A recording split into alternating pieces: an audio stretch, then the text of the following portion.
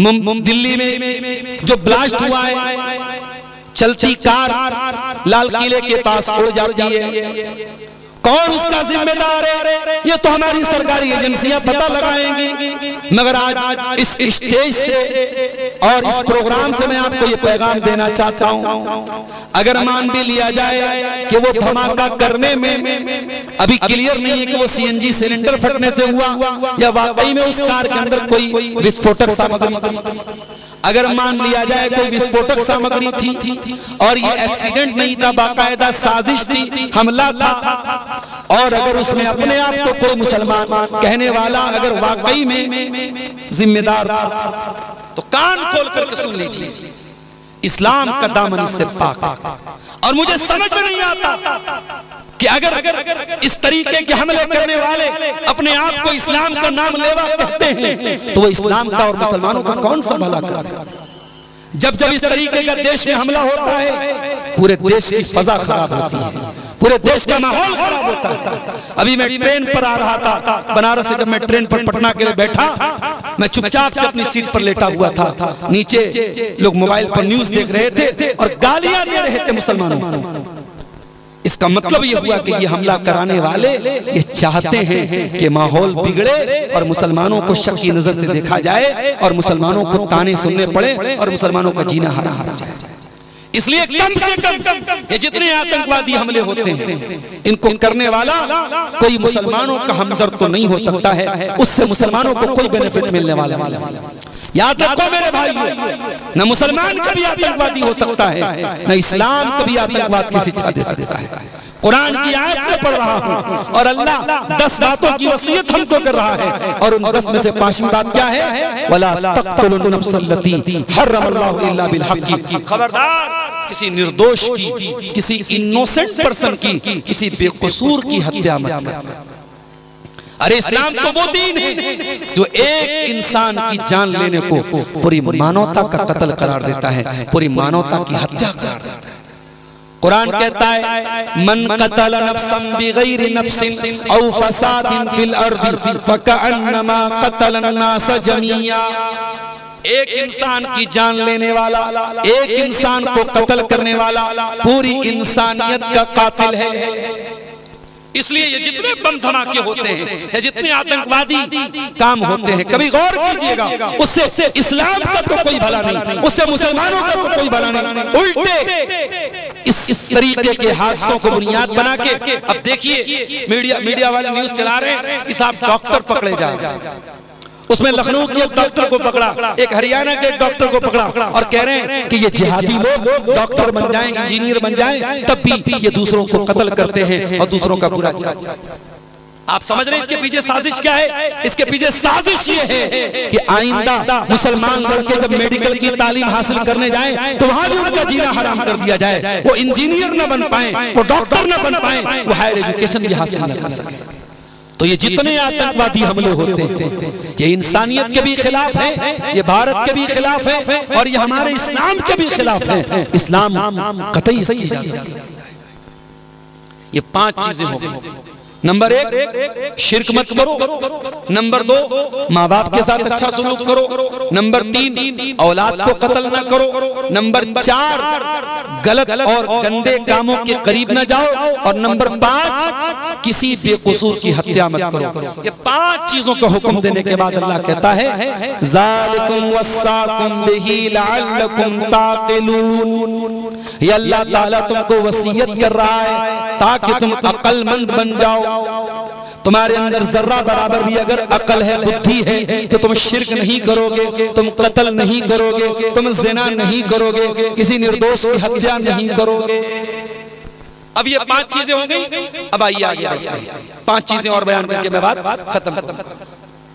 सूरह अनआम आयत नंबर 152 वला तक़रबू मालल यतीम इल्ला बिल्लती हिय अहसन। और यतीम के माल के करीब भी न जाना। यतीम किसको बोलते हैं? वो बच्चा, वो नाबालिग बच्चा जिसके बाप का इंतकाल हो गया, जिसको हिंदी में अनाथ कहते हैं, इंग्लिश में ऑर्फन कहते हैं, अरबी और उर्दू में यतीम कहते हैं। जो बच्चा यतीम है उसके माल के करीब न जाओ। अगर तुम्हारा भतीजा यतीम हो गया, तुम्हारा भांजा यतीम हो गया, तुम्हारा कोई रिश्तेदार यतीम हो गया और यतीम का माल तुम्हारे हाथ लग गया, तो उसके माल को अपना माल समझ के बेदर्दी से उड़ाने मत लगना। यतीम के माल को बहुत संभल करके इस्तेमाल करना, उस माल के करीब भी न जाना। इल्ला बिल्लती ही अहसन, हाँ अगर यतीम का माल उसी के ऊपर खर्च हो रहा है तो कर सकते हो। हत्ता यबलुगा अशुद्धा, यहाँ तक कि वो यतीम जब जवान हो जाए, बालिग हो जाए, उसका माल उसके हवाले कर। आज आपके झारखंड में बहुत सारे इदारे ऐसे चलते हैं जहाँ यतीम बच्चे पढ़ते हैं, बनात के इदारे हैं जहाँ यतीम बच्चियां पढ़ती हैं। मैं उन इदारों के जिम्मेदारों को पैगाम देना चाहता हूँ, खबरदार अगर यतीम बच्चों के नाम पे आपको कोई चंदा मिल रहा है, यतीम बच्चियों के नाम पे आपको कोई पैसा मिल रहा है, उसके बारे में बहुत मोहतात रहना, बहुत एहतियात करना, कहीं ऐसा न हो कि यतीम का माल खाने के आप भी जिम्मेदार हैं। यतीम का माल कहीं हमारे पेट में न चला जाए। अगर गया यतीम का माल हमारे पेट में तो कुरान क्या कहता है, सुन लीजिए। इन्नल्लज़ीना याकुलूना अमवालल यतामा ज़ुल्मन इन्नमा याकुलूना फी बुतूनिहिम नारा। जो लोग यतीम का माल खाते हैं वो अपने पेट में जहन्नम की आग भरते हैं। अरे यतीम वो होता है जिसका बाप नहीं है, जिसकी मर्जी थप्पड़ मार दे, जिसका जी चाहे गाली दे दे, कोई बचाने वाला नहीं, कोई डिफेंस करने वाला नहीं, कोई सपोर्ट करने वाला नहीं। इस यतीम का कोई सपोर्ट करने वाला नहीं, उस यतीम का मेरा अल्लाह सपोर्ट करता है। और अल्लाह कुरान में उस यतीम का हक बयान कर रहा है और अपने बंदों से कह रहा है, वला तक़रबू मालल यतीम इल्ला बिल्लती हिय अहसन, यतीम के माल के करीब नहीं जाना। उसके बाद नंबर 7, वअऊफुल कैल वल मीज़ान बिल क़िस्त। और ऐ मेरे बंदो, जब कोई सामान नाप करके देना, तौल करके देना, तो पूरा पूरा देना, नाप तौल में कोई कमी न करना, कारोबार में कोई डंडी न मारना, कोई चीटिंग न करना, कोई मिलावट न करना। झारखंड में बड़े बड़े घोटाले हुए, उसका जिम्मेदार बड़े बड़े लोगों को करार दिया गया। बहुत सारे घोटाले सच में हुए, बहुत सारे घोटालों का इल्जाम भी लगा। लेकिन आप गौर कीजिए, ये घोटाले क्यों होते हैं, ये सामानों में मिलावट क्यों होती है? जब इंसान के दिल से अल्लाह का डर निकलता है, जब ऊपर वाले को जवाब देने का एहसास निकलता है, तभी इंसान घोटाला करता है, करप्शन करता है। दुनिया के सारे करप्शन, सारे भ्रष्टाचार, सारी बेईमानी, सारी खयानत को खत्म करने का एक ही तरीका है, अल्लाह के कैमरे का डर पैदा हो जाए। दुनिया में कैमरा लगा होता है, इंसान चोरी नहीं करता, कैमरा लगा है। आप देखिए जहां जहां टोल है, टोल प्लाजा पे भी कैमरा लगा है। अभी दिल्ली में जो कार का बम धमाका हुआ, कार धमाका हुआ, उस कार का भी वीडियो इंटरनेट पर आ गया है। और टोल पे वो आदमी जब फ्यूल भरवाने गया था, पेट्रोल भरवाने गया था, तो उसकी तस्वीर उसमें आ गई। तो टोल पे भी कैमरा लगा हुआ है। दुनिया में कैमरे क्यों लगते हैं? ये कैमरे इसलिए लगते हैं ताकि कभी मौका पड़े तो अपराधी को पकड़ा जाए। हमारे ड्राइवर साहब बड़ी स्पीड में गाड़ी चला रहे थे, हाईवे पर एक जगह कैमरा लगा था और स्पीड, वो कैमरा स्पीड को भी ट्रैक करता है। अगर आपकी स्पीड 80 के ऊपर है, 100 के ऊपर है, फौरन मोबाइल पर मैसेज आ जाएगा, चालान कट जाएगा। दुनिया का कैमरा अगर अपराध को कंट्रोल कर सकता है तो सोचो अल्लाह का कैमरा, उसमें कितना पावर। दुनिया का कैमरा बहुत जूम करेगा, आधा किलोमीटर 1 किलोमीटर दूर किसी चीज को जूम कर लेगा, लेकिन अल्लाह का कैमरा कैसा कैमरा है? व इन्ना अलैकुम लहाफिज़ीन किरामन कातिबीन यालमूना मा तफ़अलून। अल्लाह का कैमरा किरामन कातिबीन की शक्ल में, फरिश्तों की शक्ल में सबके साथ मौजूद है। वो फरिश्ते हमारी एक एक हरकत को वॉच कर रहे हैं, एक एक अमल को लिख रहे हैं, रिकॉर्ड कर रहे हैं। आज अमरपुर मडरों की सरजमीन पर जलसा हो रहा है, प्रोग्राम हो रहा है, और मैं बनारस से आपके बीच में आके तकरीर कर रहा हूं।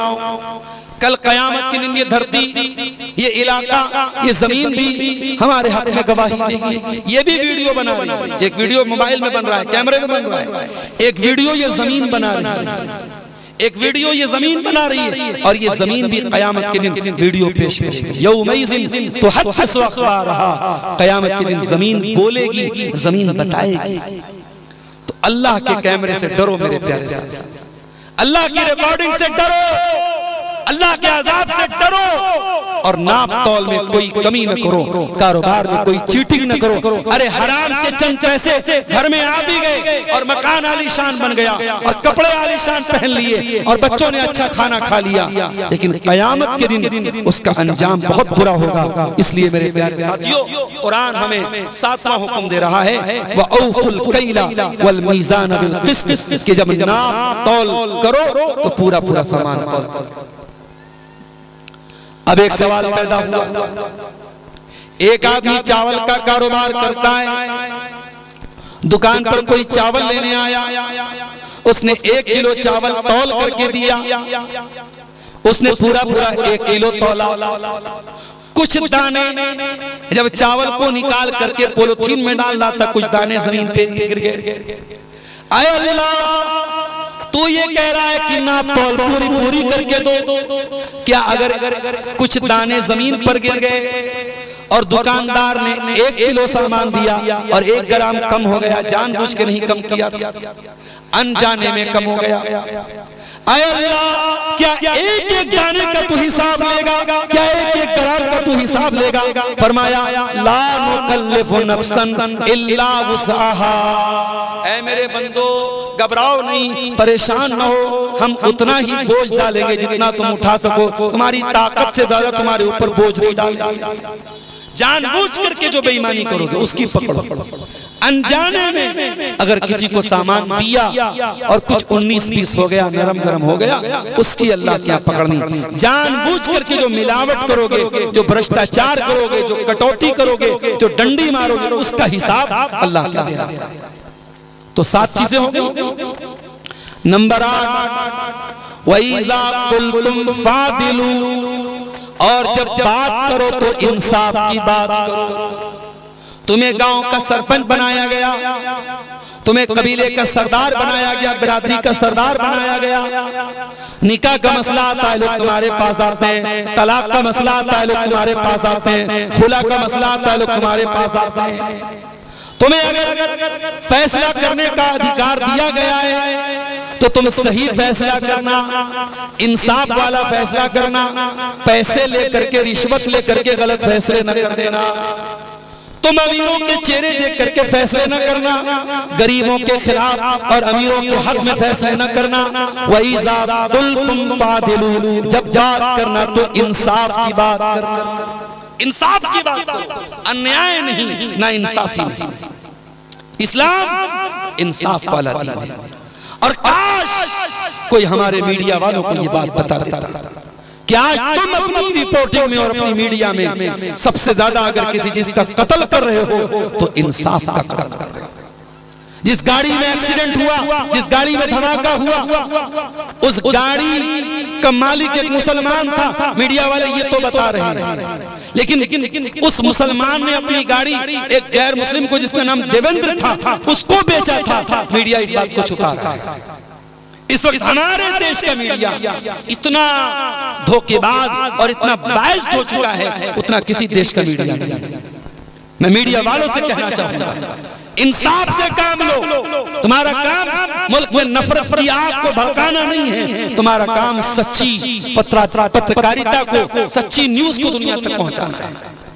और इस्लाम न्याय और इंसाफ की बात करता है। किसी शहर में दंगा हो जाए, आपके भागलपुर का इलाका बहुत करीब है यहाँ से, भागलपुर के दंगे को लोग आज भी याद करते हैं। किस तरीके से खेतों में मुसलमानों की लाशों को गाड़ दिया गया था, आज भी दंगे को लोग याद करते हैं। जब दंगा होता है लोग सही गलत नहीं समझते, लोग सत्य असत्य नहीं समझते, लोग न्याय अन्याय नहीं समझते मेरे साथ। मगर कुरान वो किताब है और इस्लाम वो दीन है जो हमें ये सिखाता है, चाहे दंगा हो जाए, चाहे युद्ध हो जाए, चाहे जंग हो जाए, कोई भी हालत आ जाए, न्याय का दामन हमें नहीं छोड़ना है। कुरान कहता है वला यजरिमन्नकुम शनआनु कौमिन अला अल्ला तादिलू इदिलू हुवा अक़रबु लित्तक़वा। ऐ मेरे बंदो, अगर जंग के हालात भी आ जाएं और तुम्हारी किसी के साथ दुश्मनी हो जाए तो दुश्मन के साथ भी तुम अन्याय न करना, ना इंसाफी मत करना, इंसाफ का दामन हाथ से जाने मत देना। तो कुरान कहता है वइज़ा कुल्तुम फादिलू, जब बात करो तो इंसाफ की बात करो। आय अल्लाह, मैं फैसला करने बैठा, मेरी बीवी के खिलाफ है फैसला, मेरी औलाद के खिलाफ है, मेरी माँ के खिलाफ है, मेरे बाप के खिलाफ है। आय अल्लाह, मैं क्या करूँ? माँ का साथ दूँ या सच्चाई का साथ दूँ? बाप का साथ दूँ या सच्चाई का साथ दूँ? भाई का साथ दूँ या सच्चाई का साथ दूँ? कुरान कहता है वलऊ कान ज़ा कुर्बा, अगर तेरे अपनों के खिलाफ पड़ जाए तब भी तू सही फैसला करना, न्याय वाला फैसला करना, सत्य वाला फैसला करना। अल्लाह, ये है इस्लाम। अगर आप फैसले की कुर्सी पर बैठे हैं, आप जज हैं, आप पंच हैं, आप सरदार हैं, तो आपका फैसला बहस नहीं होना चाहिए, आपका फैसला न्याय वाला होना चाहिए, जस्टिस वाला होना चाहिए। 8 चीजें होंगी। नंबर 9, वबि अहदिल्लाहि औफू, और ऐ मेरे बंदो, अल्लाह ताला से तुमने जो वादा किया है उस वादे को पूरा करो, उस वादे को निभाओ। अल्लाह से वादा करके वादा खिलाफी मत करो। अल्लाह से हमने क्या वादा किया है? हमारी पैदाइश के हजारों साल पहले जब अपने बाप आदम की पीठ में हम थे और अभी हम दुनिया में पैदा नहीं हुए थे, उस वक्त अल्लाह ताला ने पूरी आदम की औलाद को इकट्ठा करके उनसे एक वादा लिया था। क्या वादा लिया था? अलस्तु बिरब्बिकुम, क्या मैं तुम्हारा रब नहीं हूँ? और आदम की सारी औलाद ने जवाब दिया बला, हाँ अल्लाह तू ही हमारा रब है। हमने अल्लाह से एग्रीमेंट किया था कि अल्लाह हम तुझे अपना रब मानेंगे। और आज अगर दुनिया में कोई अल्लाह को अपना रब नहीं मानता है और कोई गैरुल्लाह के आगे सर झुकाता है, कोई पेड़ की इबादत करता है, कोई नदी की इबादत करता है, कोई जानवर की इबादत करता है, कोई कब्र की इबादत करता है, वो अल्लाह के साथ वादा खिलाफी कर रहा है। और कुरान कह रहा है वबि अहदिल्लाहि औफू, अल्लाह से जो तुमने वादा किया है उस वादे को निभाओ, अल्लाह के साथ वादा करके वादा खिलाफी मत करो। तो ये 9 चीजें हो गई। अब इस आयत को खत्म करते हुए अल्लाह कहता है ज़ालिकुम वस्साकुम बिही लअल्लकुम तज़क्करून, ये भी अल्लाह ताला तुमको वसीयत कर रहा है ताकि तुम नसीहत हासिल करो। यतीम का मामला, इसका ताल्लुक नसीहत से है। नाप तौल में कमी का मसला, इसका ताल्लुक नसीहत से है।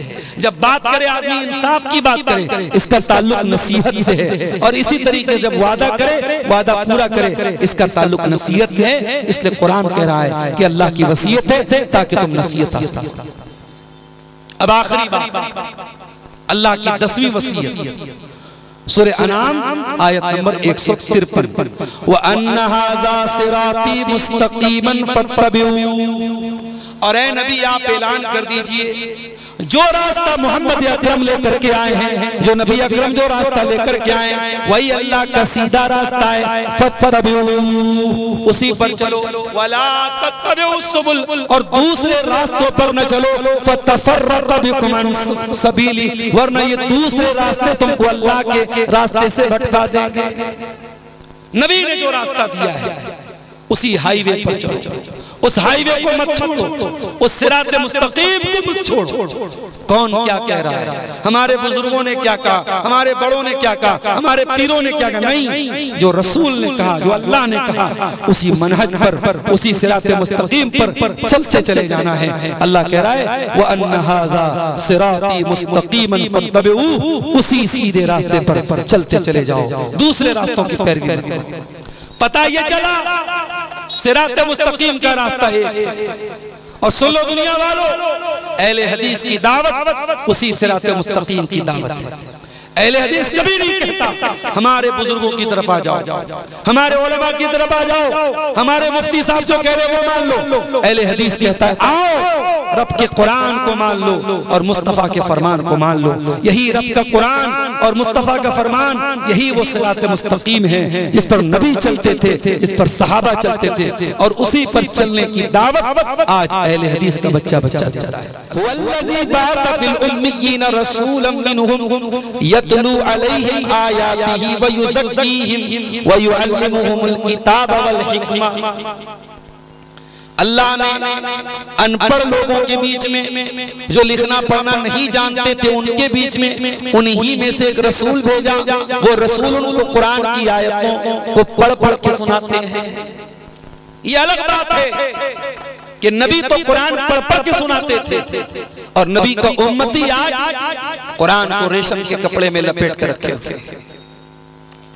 जरा अपने दिल पे हाथ रख के बताओ, ये बेचारे मेरे पीछे जो बैठे हैं कुरान के हुफ़ाज़, ये तो कुरान पूरा याद करते हैं, कुरान का दौर करते हैं, लेकिन आम पब्लिक की मैं बात कर रहा हूं। कितने लोग तो ऐसे हैं साल भर कभी कुरान की शक्ल तक नहीं देखते। रमजान का महीना आता है तो गैरत जाती है, शर्म आती है, तो कुछ लोग कुरान खोल लेते हैं, वरना साल भर कुरान को लपेट के हम गर्दो गुबार में अटने के लिए छोड़ देते हैं। इसीलिए अल्लाह ताला कुरान करीम में अपने नबी की जुबान से कहलवाता है, वक़ाल रसूल या रब्बि इन्न कौमी इत्तखज़ू हाज़ल कुरान महजूरा। कयामत के दिन अल्लाह के रसूल शिकायत करेंगे, कंप्लेंट करेंगे अपनी उम्मत की। कौन कंप्लेंट कर रहा है? रसूल कर रहे हैं। किसके पास? अल्लाह के पास। क्या शिकायत करेंगे? वक़ाल रसूल या रब्बी, रसूल कहेंगे ऐ मेरे रब, इन्न कौमी इत्तखज़ू हाज़ल कुरान महजूरा।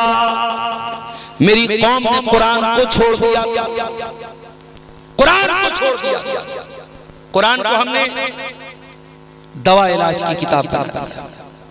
कुरान पढ़ के मरीज को दम कर रहे हैं, जायज है, हराम नहीं है, मगर ये कुरान का सेकेंडरी पर्पस है, प्राइमरी पर्पस नहीं है, बुनियादी मकसद नहीं है। कुरान का बुनियादी मकसद आपकी बीमारियों, आपके जिस्म की बीमारियों को दूर करना नहीं, आपके दिल की बीमारियों को दूर करना है। ये कुरान अल्लाह की वो किताब है मेरे साथ। लौ अंज़लना हाज़ल कुरान अला जबलिन लरअयतहु खाशियन मुतसद्दिअन मिन खश्यतिल्लाह। इस कुरान को अगर हमने किसी पहाड़ के ऊपर भी उतारा होता तो पहाड़ भी अल्लाह के खौफ से चूर चूर हो जाता, रेजा रेजा हो जाता। हम तो इतने कठोर दिल हो चुके हैं, इतने सख्त दिल हो चुके हैं कि कुरान सुनकर और कुरान पढ़ करके भी आज हमारे दिलों पर कोई असर नहीं होता। तो अल्लाह अपने नबी से कह रहा है, कुल तालू अतलु मा हर्रमा रब्बुकुम अलैकुम। ऐ नबी आप कह दीजिए, मैं पढ़ के सुनाता हूँ, तिलावत करता हूँ, आओ मा हर्रमा रब्बुकुम अलैकुम, तुम्हारे रब ने कौन कौन सी चीजों को तुम्हारे ऊपर हराम करार दिया है। नंबर 1, अल्लाह तुशरिकू बिही शैआ, अल्लाह के साथ किसी को शरीक मत करना, शिर्क मत करना। ये कुरान के 10 अल्लाह की 10 वसीयतों में से पहली वसीयत है, अल्लाह के साथ शिर्क मत करना, अल्लाह का अधिकार किसी और को मत देना। अभी मैं रास्ते में आ रहा था, एक गांव गुजरा, हमारे साथी ने बताया ये गांव उन लोगों का है जो कब्रों पर सजदा करते हैं। हिंदुस्तान में करोड़ों ऐसे मुसलमान जिनके दिमागों पे पट्टी डाली, जो अल्लाह के वलियों और पैगंबरों और बुजुर्गों की कब्रों पर जाके सजदा करते हैं, उनसे मुरादें मांगते हैं। और माफ करना, आज बहुत सारे अहले हदीसों के यहाँ भी अकीदे की खराबियां हैं। आपके इलाके में भी अब अहले हदीसों के घरों में भी तावीज़ पहना जाने लगा है, बच्चों और औरतों के गले में तावीज़ नजर आने लगा है। अब आपके घरों में भी शिरकिया अमल बहुत सारा होने लगा है। दुनिया का सबसे बड़ा पाप शिर्क है मेरे प्यारे साहब।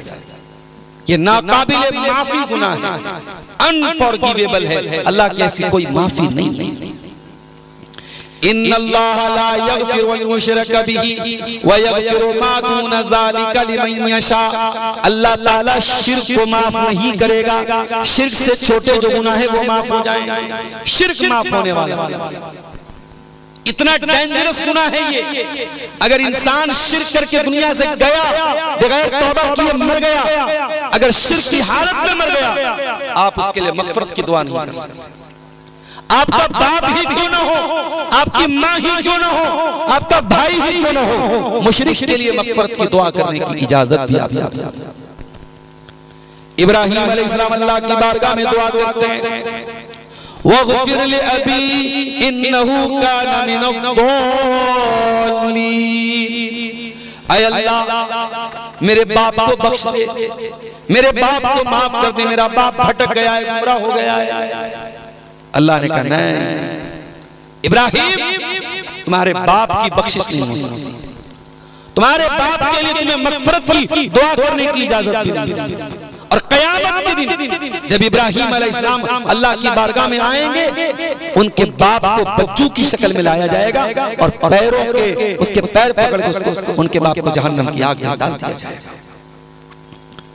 तो अल्लाह कह रहा है कि अल्लाह के साथ किसी को शरीक मत करो। ये पहला हुक्म है कुरान का। शिर्क सबसे बड़ा पाप है, सबसे बड़ा।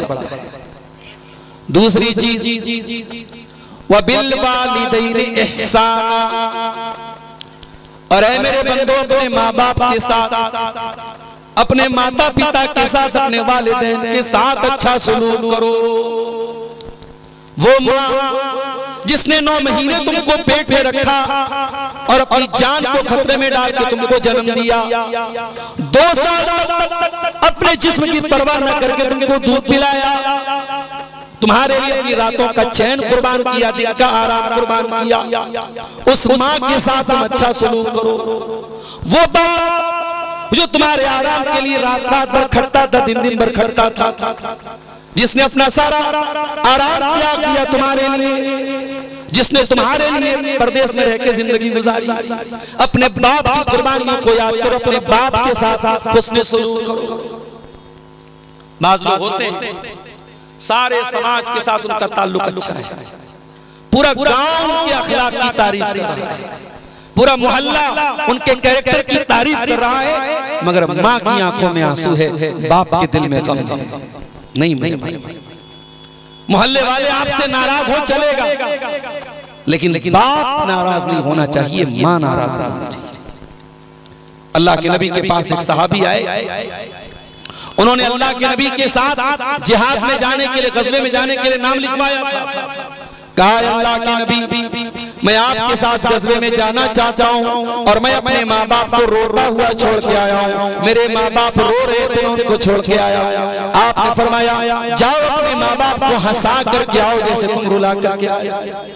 याद रखो मेरे भाइयों, माँ बाप की आंखों में आंसू न लाना, माँ बाप को कभी रोने पर मजबूर न करना। कुरान में अल्लाह ताला दूसरा हुक्म हमको यही दे रहा है, वबिल वालिदैनि इहसाना, अपने माँ बाप के साथ तुम अच्छा सलूक करो। और अगर ये माँ बाप तुमको बुढ़ापे में मिले तो बोझ न समझना, ये न सोचना कि ये कौन सी मुसीबत मेरे गले पड़ गई। अरे कितने ऐसे बदनसीब हैं जो तरसते हैं जिंदगी में बड़े बड़े डिसीजन लेने के पहले कि काश मेरे अब्बा होते तो मैं उनसे पूछ के राय लाए। कितने घर हैं जिन घरों से माएं चली गई, उन घरों की बरकत चली गई। अल्लाह की कसम जब तक वो बूढ़ी माँ रहती है तुम्हें एहसास नहीं होता, लेकिन मैंने तजर्बा किया है, मैंने देखा है, जिंदगी में बड़े करीब से देखा है। घरों से माएं चली जाएं तो घरों से रौनक चली जाती है, घरों से बरकत चली जाती है। बूढ़ी माँ का ख्याल रखो, बूढ़े बाप का ख्याल रखो। अगर इतने बूढ़े हो गए, इतने कमजोर हो गए, तुम्हें बाप की गंदगी साफ करनी पड़ रही है, तो इसे बोझ न समझना, इसे तकलीफ न समझना, इसे अपनी खुशनसीबी समझना, इसे अपनी किस्मत समझना। कि तुम्हारी माँ ने तुम्हारे बचपन में न जाने कितनी बार तुम्हारी गंदगी साफ की थी। अल्लाह ने तुम्हें मौका दिया कि माँ ने हजारों बार वो एहसान तुम्हारे साथ किया था, तुम कुछ सालों तक, कुछ दिनों तक अपनी माँ के साथ वो एहसान कर सको, वो काम कर सको। मेरे भाइयों, अगर ये नौबत आ जाए कि माँ बाप बिस्तर पर जाएं और उनकी तुम्हें खिदमत करनी पड़े, तो इसे अपनी सआदत समझना, अपनी खुशनसीबी समझना। इसीलिए अल्लाह कुरान के 15वें पारे में कहता है, इम्मा यबलुगन्ना इंदकल किबर अहदुहुमा, जब तुम्हारे माँ बाप में से कोई एक बूढ़ा हो जाए, औ किलाहुमा, या दोनों बूढ़े हो जाए, कोई तुमको एक मिल जाए या दोनों मिल जाए बुढ़ापे में। अगर दोनों मिल गए तो बहुत अच्छी बात है, माँ चली गई बाप बचाए, बाप चला गया माँ बची है। अगर एक बचाए, अकेला बचाए, तो अकेला तुम्हारे प्यार का, तुम्हारी केयर का, तुम्हारी तवज्जो का ज्यादा हकदार है। जब तक दो थे, दोनों एक दूसरे के सुख दुख में एक दूसरे का सहारा बन जाते थे, एक दूसरे को ढाढ़स बजाते थे, एक दूसरे को हौसला दिया करते थे। अकेला अगर बाप बचाए, अकेली अगर माँ बची है, तो कुरान उसका जिक्र पहले करता है, इम्मा यबलुगन्ना इंदकल किबर अहदुहुमा, कोई एक तुमको बुढ़ापे में मिल जाए या दोनों बुढ़ापे में मिल जाए। आप लोग तो गांव देहात के रहने वाले हैं, शहरों में तो शादी हुई, शादी के 1 महीने के बाद बहू की डिमांड आ जाती है, मैं आपके माँ बाप के साथ नहीं रहूंगा। माफ कीजिए, हमारे यहाँ जो ज्वाइंट फैमिली सिस्टम रहता है, 5 भाई हैं, पांचों की शादी हो गई, पांचों एक ही घर में रह रहे हैं, पांचों का किचन एक में है, देवर भाभी में कोई पर्दा नहीं, जेठ और भावज में कोई पर्दा नहीं, वो भी गलत है। और ज्वाइंट से हट करके जो सेपरेट सिस्टम है, जिसमें औलाद को माँ बाप से कोई मतलब नहीं होता, वो सिस्टम भी गलत है। कुरान क्या कह रहा है, तुम्हारे माँ बाप तुम्हारे पास होने चाहिए। अगर हम अपने भाइयों से शादी के बाद अलग भी रहते हैं, तो ऐसा ना हो कि माँ बाप से हमारा रिश्ता खत्म हो जाए, ताल्लुक टूट जाए। माँ बाप हमेशा हमारे पास होने चाहिए। कुरान कहता, अगर तुम्हारे माँ बाप तुम्हारे पास बुढ़ापे में मिल जाएं, फला तकुल लहुमा उफ़्फ़िन, तो तुम उनको उफ़ भी न कहना। अरबी जबान में किसी को तकलीफ पहुंचाने के लिए सबसे मामूली कोई लफ्ज है तो उफ है। अल्लाह कह रहा है उनको उफ भी मत कहना। वला तनहरहुमा, डांट डपट करके बदतमीजी से उनसे बात न करना। वकुल लहुमा कौलन करीमा, और जब भी उनसे बात करना अदब से बात करना, नरमी से बात करना।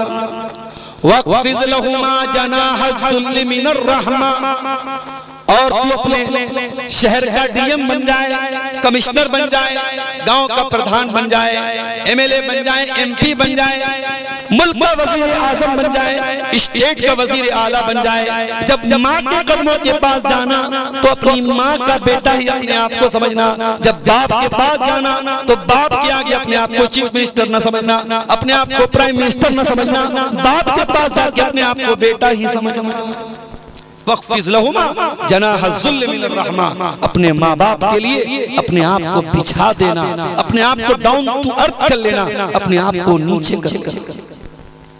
और उसके बाद कुरान ने एक छोटी सी दुआ सिखाई।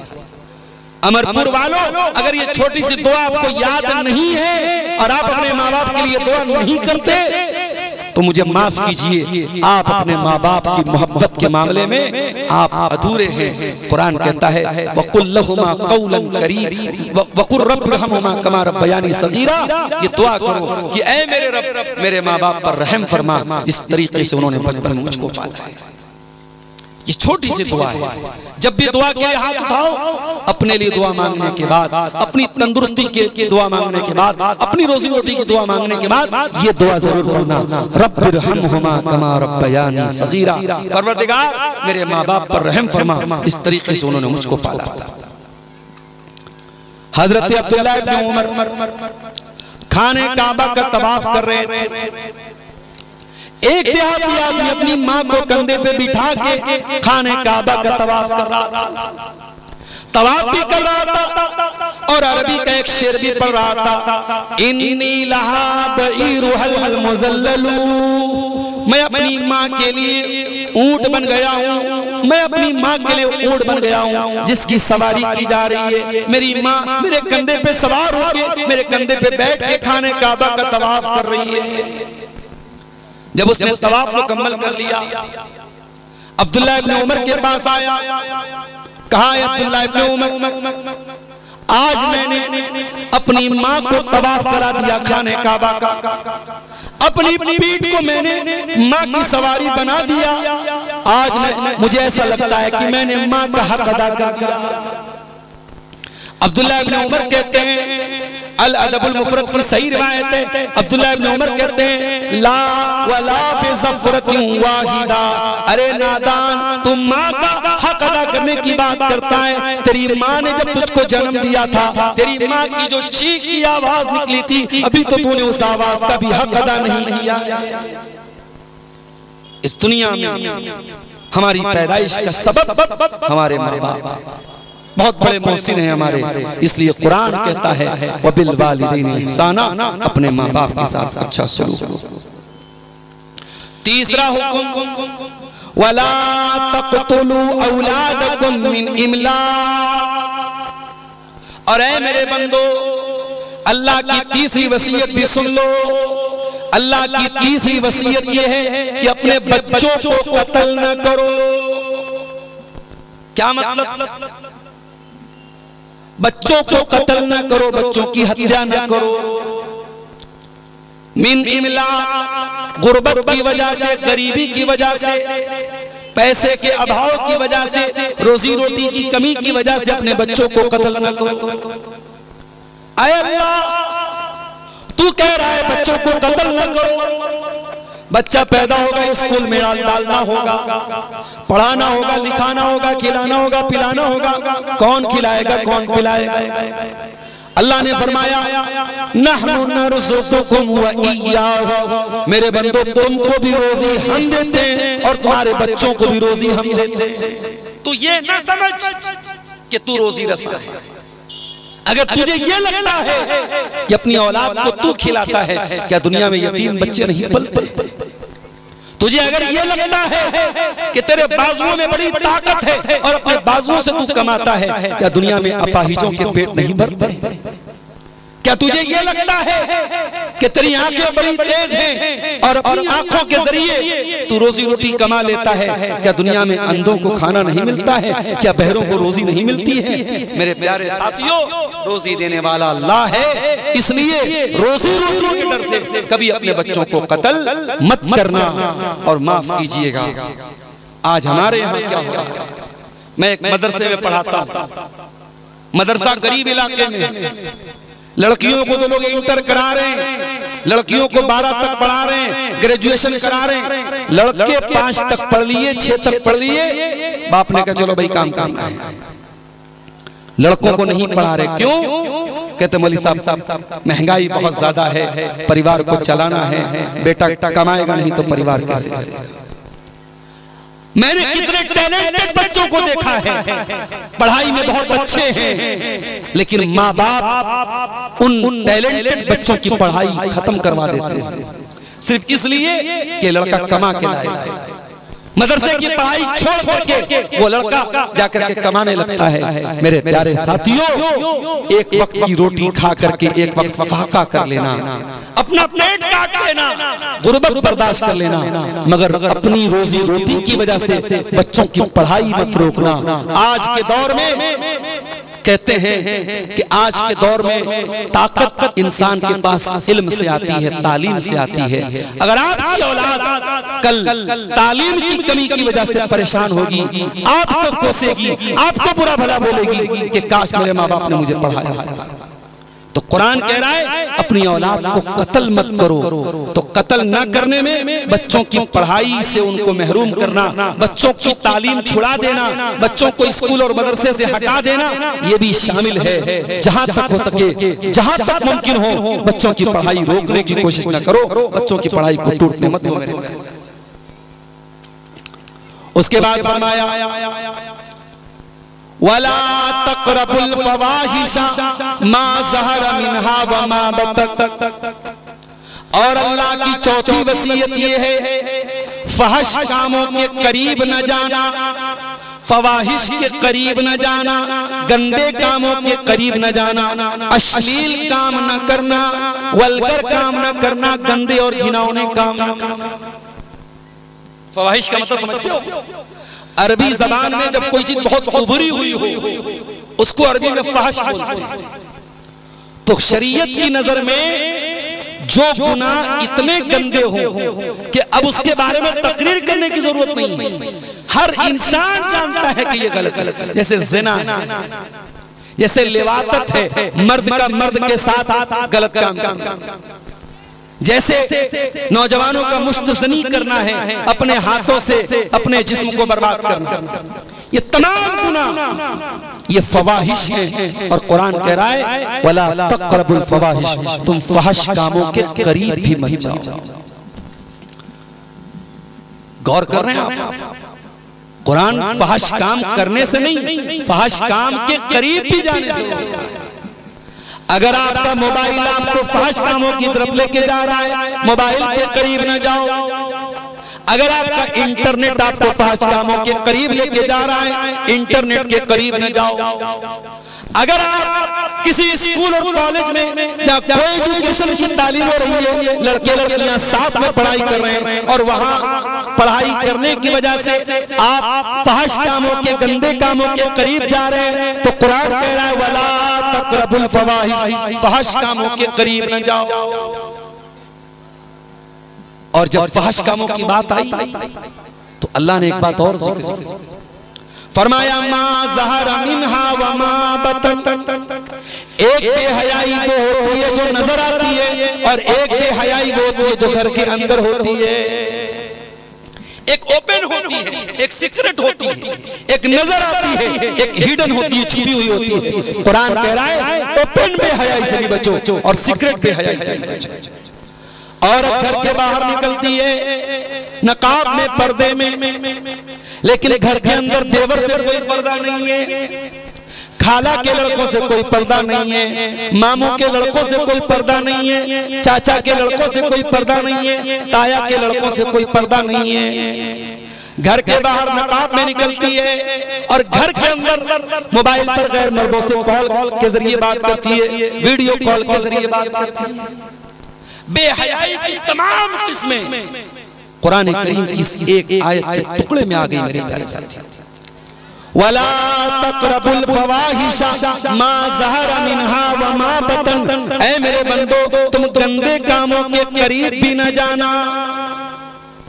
ऐ अल्लाह, लड़का जवान हो गया, लड़की जवान हो गई, दोनों के अंदर एक दूसरे के लिए अट्रैक्शन है।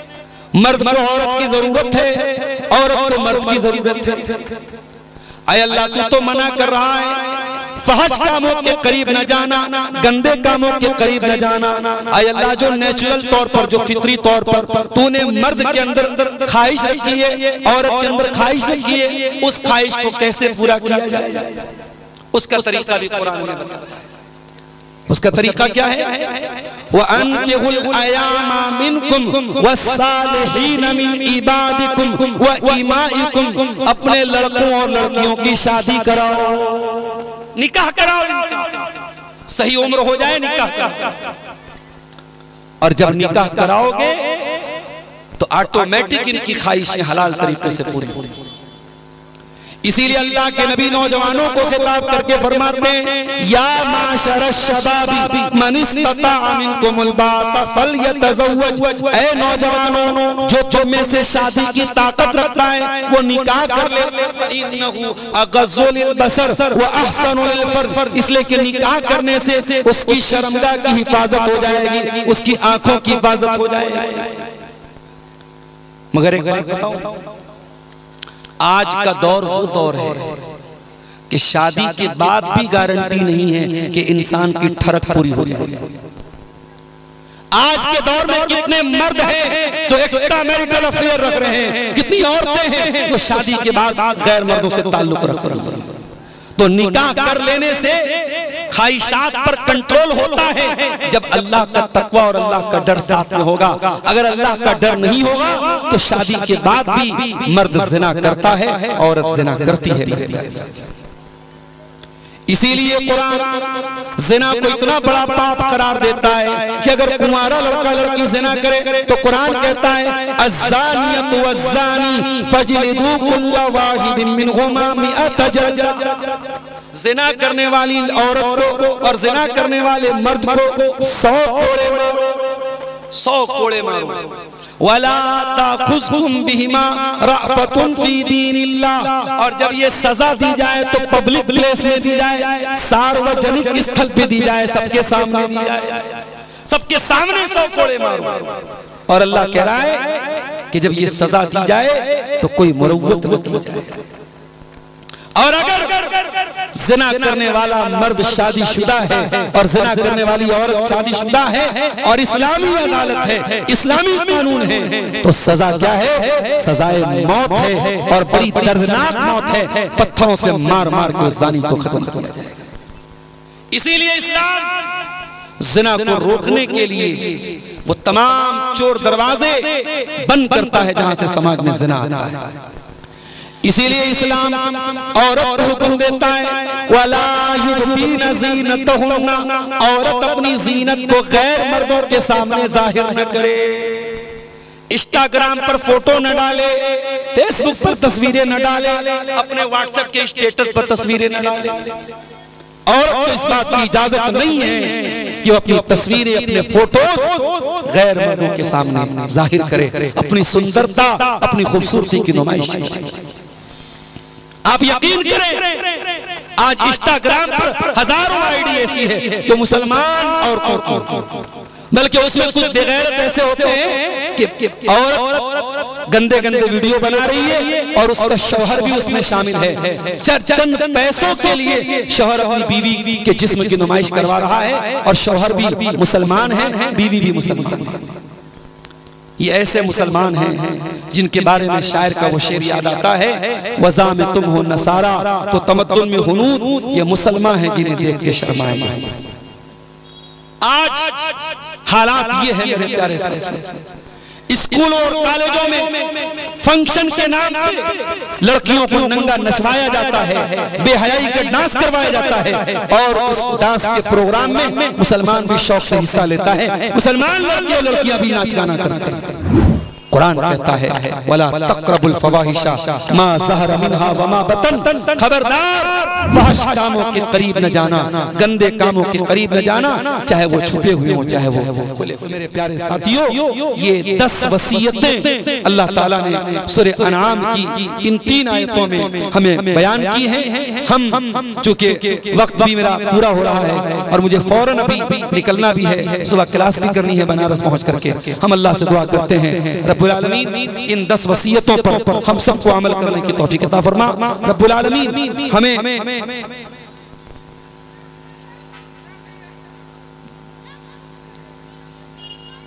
ये 2 सवाल आया है, जवाब दे के बात खत्म करता हूं। अगर बच्चा माँ के पेट में ही मर जाए तो उसका अकीका करना कैसा है? अकीका बच्चे के पैदा होने के बाद करना है और वो भी 7वें दिन तक बच्चा जिंदा रहे तब करना है। अगर 7वें दिन के पहले बच्चे का इंतकाल हो गया तो आपको अकीका करने की जरूरत नहीं है, और माँ के पेट में ही मरा है तो फिर उसका अकीका करने का तो कोई मतलब नहीं है। वल्लाहु आलम बिस्सवाब। दूसरा सवाल है, एक माँ अपने बच्चे को कितने दिन दूध पिला सकती है? कुरान करीम ने दूध पिलाने की जो अक्सर मुद्दत यानी मैक्सिमम पीरियड जो बताया गया वो 2 साल है। 2 साल तक माँ जो है अपने बच्चे को दूध पिला सकती है। अगर कभी बच्चा उससे ज्यादा टाइम तक पी ले तो कोई गुनाह की बात नहीं है, लेकिन जो हक है बच्चे का और जो माँ को पिलाने का हुक्म है वो 2 साल तक है। वल्लाहु आलम बिस्सवाब। अल्लाह ताला हम सबको नेक अमल, अच्छी समझ की तौफीक अता फरमाए। रब्बुल आलमीन आज की हमारी हाज़िरी को कबूल फरमाए, हम दुनिया और आखिरत दोनों जहान में कामयाब हो। आमीन। व आखिर दावाना